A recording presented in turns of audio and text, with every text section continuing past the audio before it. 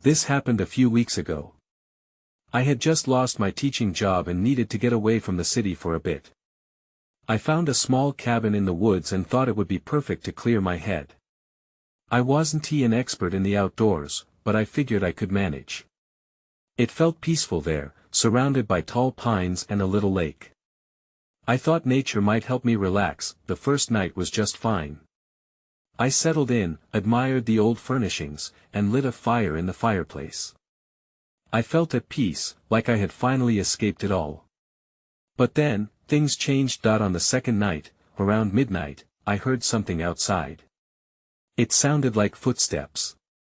I wasn't sure, though. I told myself it was probably just a deer wandering by. But something about it didn't feel right. The next few nights were the same. I kept hearing the footsteps, almost like they were circling the cabin. I would sit still and listen, trying to convince myself it was nothing. But deep down, a knot of unease grew in my stomach. One evening, I found a strange trinket on the porch. It was a twisted piece of metal, like an old key. At first, I thought it was odd, but then I dismissed it. I didn't see how someone could have been there without me noticing. Things took a darker turn when I began seeing broken branches and disturbed leaves around the cabin. I often walked the same paths, yet I didn't remember these signs being there before. Each time I noticed them, my heart raced. I tried to tell myself that maybe other hikers were out there, but I wasn't convinced. I felt like I was being watched. Then, one night, the woods grew silent. It was eerie. I walked outside, my heart pounding. I caught a glimpse of a shadow moving near the trees. I blinked, and it seemed to disappear. Was it my imagination? I stood there, torn between curiosity and fear. I went back inside, locking the door behind me. I thought about leaving in the morning. But every time I closed my eyes, that shadow haunted me. Who, or what, was out there? Suddenly, I heard a knock on the door. I froze. My heart raced as I waited, listening to the stillness. It was late, way too late. Who would be out here? I cautiously opened the door. No one was there. I was met only by the heavy silence of the woods. As I turned to step back inside, I heard a whisper from the trees. "Why are you here?" My heart dropped. I glanced back and swear I saw movement in the shadows, staring right at me. I was not alone. I bolted the door behind me, my hands shaking. The whisper echoed in my mind, sending chills down my spine. I sat on the floor, trying to catch my breath. My stomach twisted with fear. I thought of leaving, but where would I go? The isolation felt suffocating. Morning brought a sliver of normalcy. The sun streamed through the grimy windows, casting hopeful light in the cabin. I made coffee, trying to drown my anxiety in routine. I convinced myself that maybe I was just imagining things. Perhaps I could brave another day here. I decided to explore the area around the cabin. Stretch my legs, clear my head. The woods felt alive, though. Each rustle set me on edge. As I walked, I found myself retracing my steps to the lake. The view calmed me momentarily. But then I noticed something in the water. A flash of silver caught my eye. As I waded in closer, I discovered what looked like an old pocket watch, half buried in the mud. I picked it up, feeling a chill run down my spine. It was tarnished, the face cracked, but still ticking. I couldn't shake the feeling that this wasn't just a coincidence. What had happened here? Who had dropped it? I turned back toward the cabin and suddenly noticed marks on the ground leading into the woods, deep scratches, almost like something heavy had been dragged. Tension thickened in the air as I glanced around. Something shifted among the trees. A flash of shadow passed. My heart raced again. I dropped the watch, fear overtaking my curiosity. I hurried back toward the cabin, tripping over roots and stumbling through the underbrush. When I reached the porch, I felt an urgent need to lock the door. But would it even help? I leaned against the wooden frame, trying to calm my racing heart. I looked down and saw the trinket I had found days earlier, the twisted piece of metal. I hadn't remembered picking it back up. A wave of dread washed over me. I turned to the trees once more, feeling eyes on me from the darkness. "Hello," I called out, though my voice trembled. A rustle came from the bushes, but this time it was closer. Panic surged through me. I locked the door and pressed my back against it. I wanted to leave. Just pack up and go. But the thought of driving through these roads with whatever was out there lingered in my mind. I took a deep breath and decided to check the windows. Peering through the glass, I searched the shadows, but all I saw was the sway of the trees. Just as I was about to step away, I saw a figure stood at the edge of the clearing, barely visible, just watching. Each instinct screamed at me to run, but my feet were rooted in place. I didn't know what to do. I held my breath, and then the shadow turned and moved deeper into the woods. As I backed away from the window, I stumbled over the pocket watch on the floor. I picked it up again, half expecting to see someone behind me. That's when my phone buzzed loudly on the table. I jumped, heart pounding. It was a message from an unknown number: "You shouldn't have come here." My pulse quickened, and I felt all my previous intentions spiral away. I wasn't alone, and now the stakes were higher than ever. I spent the next few hours pacing the cabin, my mind racing. The message replayed in my mind, and my heart felt like it was stuck in my throat. I broke into a cold sweat, glancing toward the windows, half expecting to see that figure again. I tried to reason with myself. It was probably just a prank, someone with a sick sense of humor. Yet, the thought of staying here when I could be driving home consumed me. The remote location pressed in on me, making everything feel more dangerous. Just as I considered packing up, my phone buzzed again. Hesitant, I picked it up. Another message: "You're in their territory." I felt the blood drain from my face. Who were they? What did they mean by territory? I looked outside, scanning the tree line. The shadows seemed to deepen, drawing closer. That I needed clarity. I grabbed the flashlight from the kitchen drawer and stepped outside. The sun was setting, casting eerie shapes across the yard. I aimed the beam into the woods, hoping to find something that explained the growing unease. That I followed the scratch marks I had seen earlier. They beelined deeper into the trees, leading me to a spot where the underbrush showed signs of disturbance. My breath quickened as I stumbled upon something half hidden beneath leaves. I knelt down and brushed away the debris. It was a small, rusted knife. The blade was chipped, and the handle weathered and splintered. I picked it up carefully, a chill racing down my spine. What had happened here? What had this place been used for? Suddenly, a noise snapped me back to reality. A low growl came from behind me. I whipped around, flashlight shaking in my hand. A pair of eyes glinted in the beam. I froze, the hairs on my arms standing on end. Out of the shadows emerged a wild dog, fur matted and eyes wild. Its growl deepened, and I took a step back instinctively. If dogs knew fear, this one was soaked in it. I had to get away. My heart pounded as I turned to run back to the cabin, but tripped over a root, sprawling on the ground. I felt the warm breath of the animal behind me. I scrambled to my feet and darted for the porch. I slammed the door shut just as the dog lunged. It thudded against the door, and I locked it, breathless. My mind raced.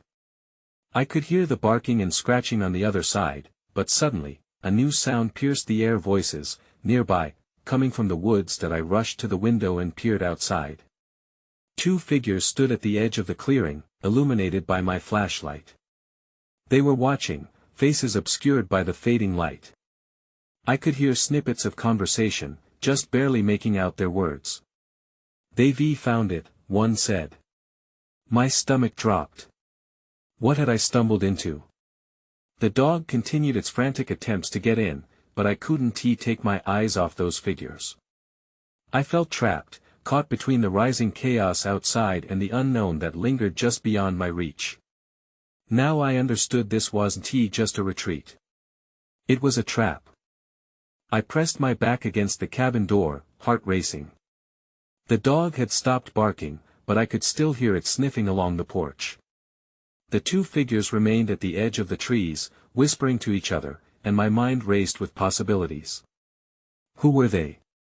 What had I found that prompted their interest? I moved back from the door, searching for anything I could use as a weapon, just in case. I grabbed the rusty knife from my pocket, its weight grounding. Whatever was outside, I needed to be ready for it. I took a deep breath and approached the window again, careful not to make any noise. Peering through the glass, I strained to hear their conversation. "We have to move fast," one said. "If they're here, they could ruin everything." The other nodded, then pointed toward the cabin. My stomach nodded. Were they talking about me? Suddenly, the growl of the dog returned, now more aggressive. My heart raced anew. I needed a plan. Outside, the figures moved closer to the cabin, blending into the shadows as they stepped into the dim light from my flashlight that I felt the panic settle in. What was I even doing here? How had I gotten myself into this mess? The fear I had ignored before surged back, leaving a metallic taste in my mouth. I had to leave, but the vehicle was miles away down a narrow, winding road. My phone buzzed again, startling me. I glanced down. "You're not safe." The words burned into my consciousness.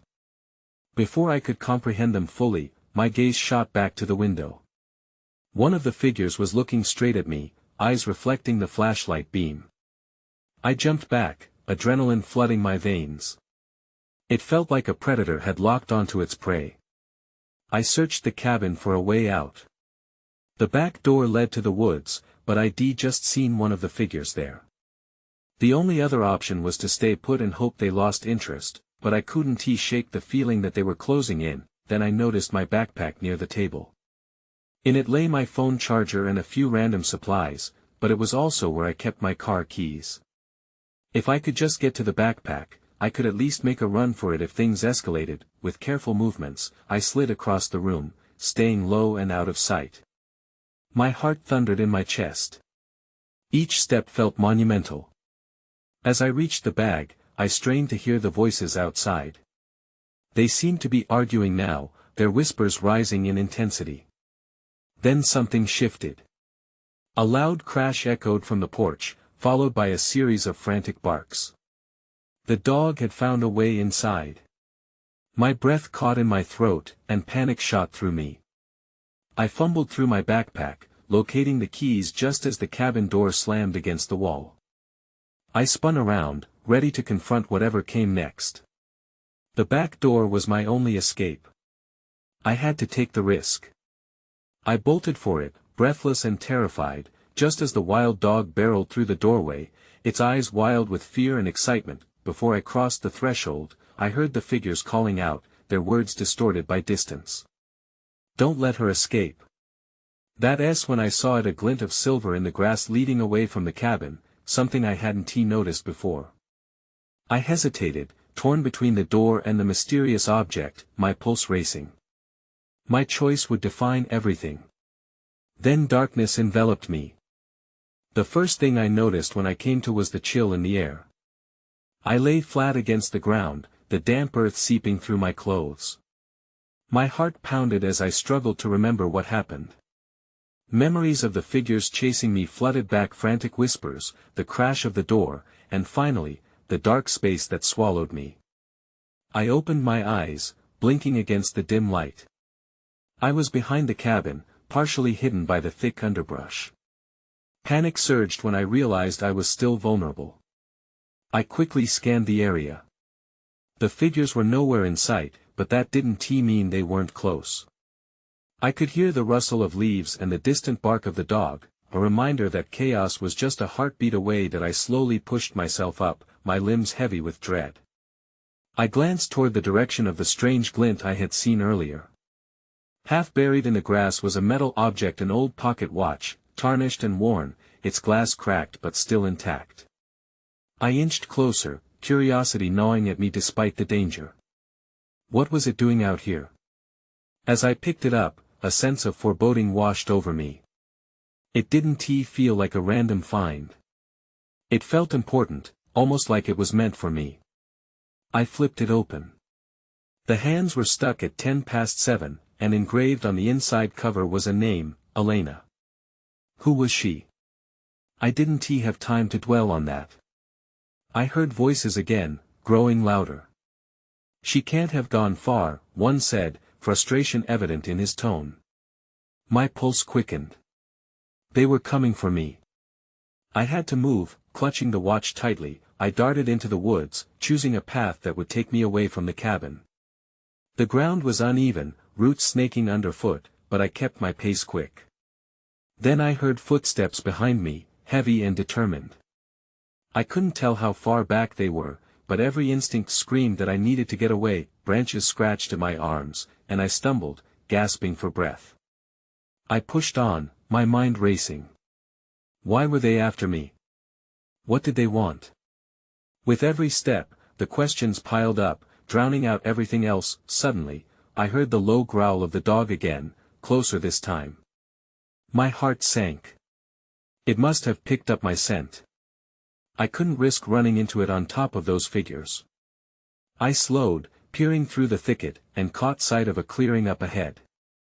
With no other option, I crept forward. Maybe I could find a place to hide until night fell. The moon cast a sliver of silver light, illuminating the area. My eyes scanned the shadows, hoping against hope that I wouldn't be seen. That I and the clearing, I stumbled upon an abandoned shed, its door hanging on rusted hinges. My heart leapt with a mix of hope and fear. It could either be my safe haven or a trap. I had to make a decision. Before I could second-guess myself, I darted toward the door, ducking low.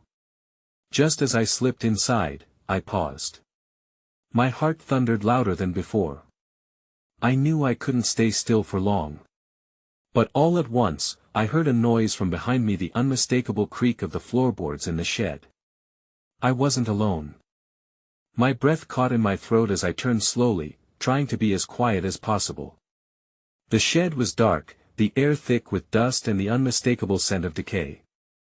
I couldn't see anything immediately, but there was definitely something or someone in here with me. That I pressed my back against the door, holding my breath, and listened intently. The creak stopped, replaced by the sound of soft shuffling. Panic clawed at my insides. I needed to find a way out, but the only clear exit was the door behind me. I couldn't risk someone noticing me. With the pocket watch still clutched in my hand, I scanned the dim space for a place to hide. In the far corner, there was an old pile of what looked like rotting wood. It was risky, but it was better than being out in the open. I crept toward it, crouching low and shoving pieces aside to make space for myself. As I settled into the cramped space, I could feel my heart thumping loudly in my ears. I couldn't stop thinking about the footsteps outside and the whispers I'd heard before. Who were these people? What did they want from me? I pressed my fingers against the watch, grounding myself. Focus, I whispered under my breath. Suddenly, the door creaked open, and a figure stepped inside. My breath hitched. I held my own, praying that the darkness would obscure me. The silhouette looked around, and I could see the glint of a flashlight cutting through the dark. The beam moved slowly, methodically, as if searching for something. The figure muttered something, but I couldn't make it out. My heart raced faster. The moment felt like an eternity, but I knew I had to remain still.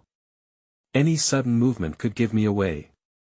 Finally, the flashlight beam landed on the far wall, illuminating a collection of old tools and dusty shelves.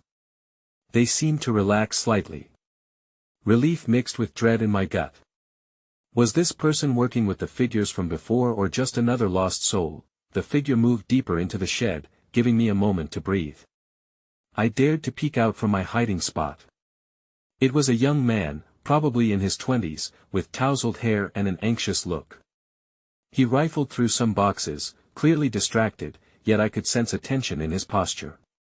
Then something caught my eye. There, on the ground near his foot, was a dark object, a gun, partially hidden among the shadows. My stomach dropped. What was happening? There was something deeply wrong here. And just when I thought I could slip away unnoticed, the man turned sharply, his gaze locking onto my hiding spot. "Hey! Who is there?" he shouted, his voice echoing off the walls that I froze. My heart was pounding so hard I thought it might burst. I glanced at the door, hoping against hope for another way out. My mind raced with a single thought: I had to escape, and fast. But before I could make a move, the figure stepped closer. "I saw you. Don't try to hide." The tension in the air thickened, and I felt the weight of the watch in my palm like it was burning. He knew I was here, and running was no longer an option. Then everything felt surreal, the feeling of being hunted, the unknowns ahead of me. I needed a plan, and I needed it fast. That was when I noticed something on the wall just beside him, a map, old and frayed. And in the center of it, a marked spot that made my blood run cold: Elena's cabin. The tension in the shed was suffocating. I could feel the young man's eyes digging into my hiding spot as he moved closer, his flashlight beam dancing around the room. I pressed myself against the damp wall, praying that I would just disappear. "Show yourself. I know you're there," he yelled, his voice cracking with urgency. I felt like a deer caught in headlights, but my instincts kicked in. I needed to act, and fast. There was no way I was going to let him discover where I was. I glanced again at the map on the wall. Elena's cabin. I didn't just need to escape, I needed answers that I had to create a distraction. Heart racing, I grabbed an empty soda can from the debris around me and hurled it across the shed. The can clattered loudly against the far wall before rolling to a stop. The young man turned abruptly, his flashlight following the sound. What the? This was my chance. I sprang from my hiding place and darted toward the door. Just as I reached for the handle, his voice rang out again. "Stop!" I flung the door open, slamming it against the wall. A rush of cold air hit my face as I burst outside, but I could hear him right behind me, footsteps pounding the wooden floor of the shed. "Where do you think you're going?" he shouted, panic rising in his tone. I didn't look back. I sprinted across the overgrown yard, dodging remnants of forgotten tools and discarded supplies. My breath came in quick bursts, each one fueling the urgency to put distance between us. Just as I reached the tree line, I nearly collided with a thick oak trunk. Think. I pressed against the tree, fighting to focus despite the adrenaline coursing through me. I had to remember my surroundings. The woods were familiar. I'd played here as a child, but they felt darker now, like they were hiding secrets. That a rustling behind me made my heart skip a beat. Sweat trickled down my brow as I crept further into the trees, willing the crunching of leaves beneath my feet to stop.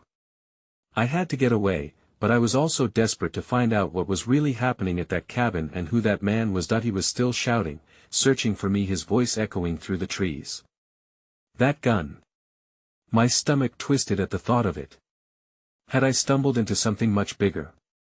Then, amidst the commotion, I spotted a small path hidden by ferns. It was narrow, almost imperceptible, but it looked like it led deeper into the woods. My heart raced as I weighed my options. With a final glance over my shoulder, I made my choice and dashed down the path. Branches snagged at my clothes, but I pushed through them, needing to put as much space between me and the young man as possible. As I hurried along the hidden trail, I tried to calm my thoughts. I might have escaped him for now, but the Elena's cabin mark on that map lingered in my mind. What did it mean?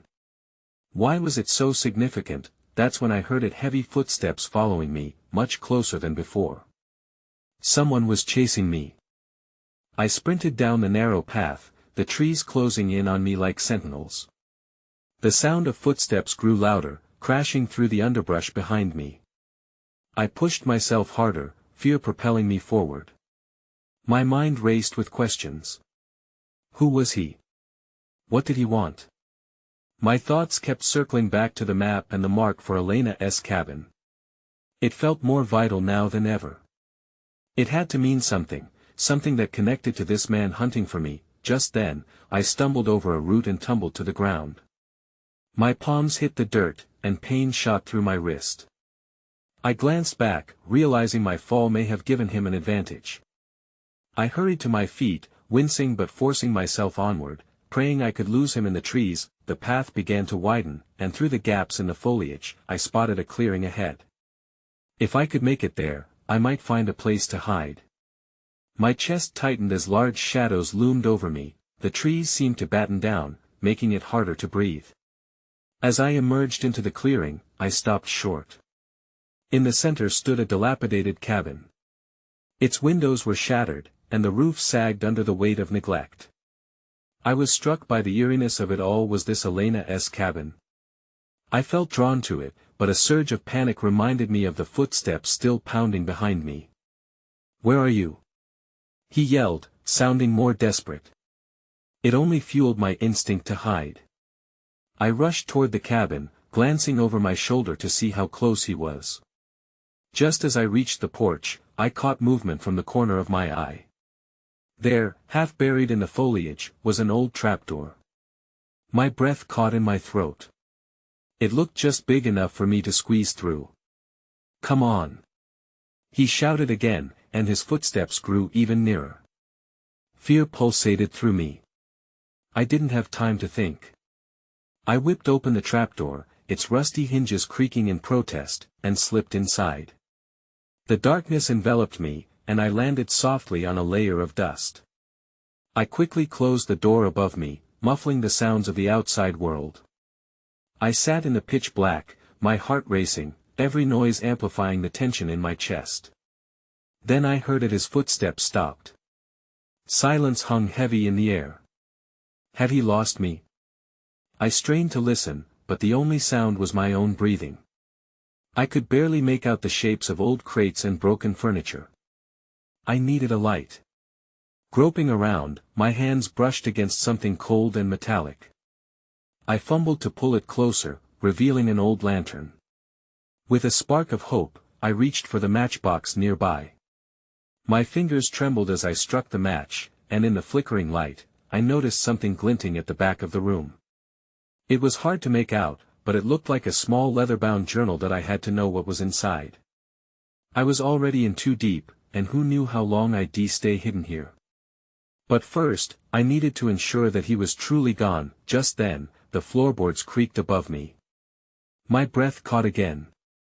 He was still out there, and now he was inside the cabin. The creaking above me sent ice through my veins. I pressed my back against the wall, clutching the lantern as if it could somehow shield me. I focused on my breathing, quieting the frantic rhythm of my heart. I had to stay calm. His footsteps were slow, deliberate, as if he was searching for something or someone. I couldn't let him find me. Finding a hidden corner in the dimness, I squatted, clenching the lantern tightly. The flickering light slipped across the journal I had noticed earlier, and I cursed myself for letting curiosity get in the way of survival. "Where are you?" he called again, his voice sharper now. I scanned the available space, desperate to find a way out. The journal was the last thing on my mind.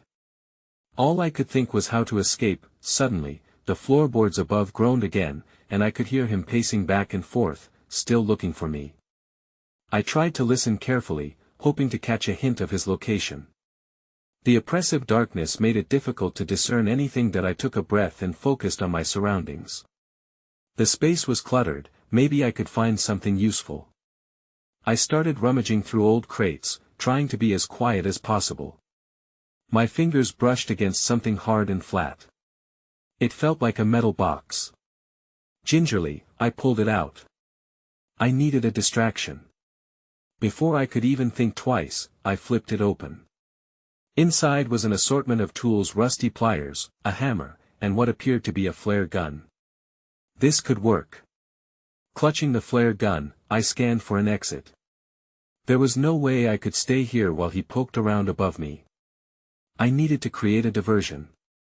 I took a moment to steady my hands before slipping one of the tools into my pocket and looking for a way to climb up. As quietly as I could, I moved toward the trapdoor. I could hear him moving around, but it seemed he was on the other side of the cabin. I carefully opened the trapdoor just a crack, peeking outside. It was defunct light. He had stepped away again, now or never, I thought. I pushed the trapdoor open and darted up the stairs, trying to stay out of sight. My pulse raced as I reached the top floor of the cabin. It was more decayed than I had expected. Where could he be? Then, out of the corner of my eye, I spotted a figure standing in the doorway. I froze. His gaze swept across the room, scanning every inch, as if searching for me among the shadows. I ducked behind an old, beaten sofa, my breath shallow. The flare gun felt heavy in my pocket. If I shot it outside, maybe it would distract him long enough for me to escape. Just then, he turned and headed straight for the back of the cabin. I slipped out from behind the sofa, trembling but resolute. I only had one shot at this. I grabbed the flare gun, steadied myself against the back wall, and aimed through the broken window. That's when I saw it, a shadow shifting just outside the cabin. It wasn't just him. It was another figure, lurking behind a tree, waiting. Panic surged inside me. I dropped the flare gun, my instincts screaming that I needed to hide again. But it was too late. He had heard the noise and was turning back toward me, anger lighting up his face. Gotcha, he snarled, and I knew I would have to fight for my life. I braced myself against the wall, adrenaline surging through my veins as I faced him. He stepped closer, eyes narrowing in a predatory manner. Panic reached a fever pitch. I had no weapon, and he seemed intent on turning this encounter into something far darker than I was prepared for. I glanced desperately around the room, seeking an escape route. Every instinct told me I had to get out. He was closing the distance, and with each step, I felt my heart racing faster. "Why are you here?" he demanded, his voice a harsh whisper. "Do you think you can just roam around without consequences?" His tone sent a shiver down my spine, and something akin to anger mixed with fear ignited within me. I tore my gaze from him to the remnants of the cabin, wishing for some tool, anything that could give me an advantage. "Stay back." I found my voice, surprisingly steady. "What do you want from me?" I had to stall him. His response was a scoff, but I saw the edge of uncertainty flicker in his eyes. He paused, almost as if weighing his options. "You found something you shouldn't have." "The watch." "The map," he said, gesturing frantically. "And it's not your fault." "Well, not entirely." "What are you talking about?" I asked, grasping for insight as to what might bind us in this twisted confrontation. "What Elena's cabin? It's not just a name. It's part of." He hesitated, glancing toward the door. "They shouldn't even be looking for you, but they will if you stay around." A crash echoed outside. Someone was entering the cabin from behind. "You're going to alert them?" he snapped, panic spilling into his voice. "Follow me, if you want to live." Before I could respond, he turned and sprinted toward the back door, the floorboards creaking ominously underfoot. Maybe it was the urgency of the situation or the shred of trust ignited by his admission, but I didn't think twice. I dashed after him, my heart pounding. As we burst through the back door, cool night air enveloped me, and I gasped at the sudden freedom. "Over here," he urged, signaling toward the trees. We raced for cover, but shots rang out behind us, a chaotic volley of noise that sent me skidding to a halt as the fear caught up with me. I turned, half expecting to see the figures from the cabin emerge, but now they were hidden in shadows, their presence more unsettling than ever. "I can't hold them off, but I don't know where to lead you," he shouted, eyes darting frantically. "If they catch you, it's over." "Then we have to get to safety," I insisted, thinking about the wild dog, the shadow figures, everything that had spiraled out of control. I needed to get away, but as I scoured the perimeter for a path, I felt the heavy weight of that watch against my chest. It wasn't just a relic, it was a connection to something deeper, potentially dangerous. Suddenly, a shadow broke from the tree line, crashing toward us, and I recognized it immediately. The wild dog. "Get down!" I yelled, instinctively pushing him aside, and the dog raced past, barking in frenzy. It was being pursued, this creature of chaos, just like me. In that moment of turmoil, the young man grabbed my hand, adrenaline coursing through us. "Come on, we need to find cover." He pulled me away from the chaos, leading me deeper into the woods. As we darted among the trees, branches snagged at our clothes, but we pressed on. I didn't know why I was trusting him, but the urgency of the moment compelled me forward. Somehow, distance felt key. Finally, as we slowed, gasping for breath, I grasped the opportunity. "You still Haven T told me what this all means." Watch the figures. "Who's after me?" He ran a hand through his hair, looking as if he were evaluating how much to share. "They're protectors of this place," he murmured, voice low. "But something shifted, and they're now intent on keeping that watch from getting to anyone else. You stumbled into something you should have never seen." His eyes darted back toward the cabin as if fearing the chaos was close. "Elena, was she knew too much? Whoever has the watch." He trailed off, the knowledge weighing heavily on us. I could almost see that dark connection in the way he looked at me. A sudden crash interrupted our conversation. The shadows beyond the trees shifted, and I felt my heart rate spike again. "We need to go." I turned, sensing the urgency. Confusion and fear settled heavily, but I was no longer just fleeing. I needed to understand what was happening. With every step forward, running deeper into the woods, I wondered about the truth behind the watch and what lay ahead. Anxiety clenched my gut, I still hadn't answered all my questions. The darkness of those woods and the weight of unspoken secrets continued to resound. Did I escape? Or merely find myself entangled in something larger than I could comprehend? As we reached a clearing, my breath hitched. The moon shone brightly, illuminating multiple paths ahead, each one leading somewhere unknown, a maze of uncertainty. The night was far from over, and clarity felt like an elusive dream. But one thing was certain, whether it was fate, the supernatural, or simply human instinct, my reality had changed forever. I still didn't know what became of Elena or why the figures were hunting me, but I could sense that the shadows weren't done with me yet.